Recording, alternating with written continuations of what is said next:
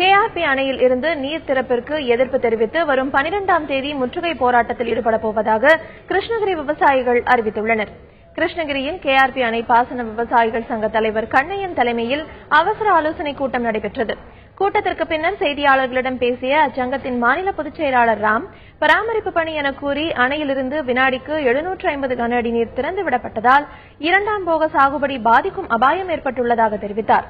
உடனடியாக கேஆர்பி அணையிலிருந்து நீர் திறப்பை நிறுத்த வேண்டும் எனவும், தவறும் பட்சத்தில் பொதுப்பணித்துறை அலுவலகத்தை முற்றுகையிடப் போவதாகவும் ராம் எச்சரிக்கை விடுத்துள்ளார்.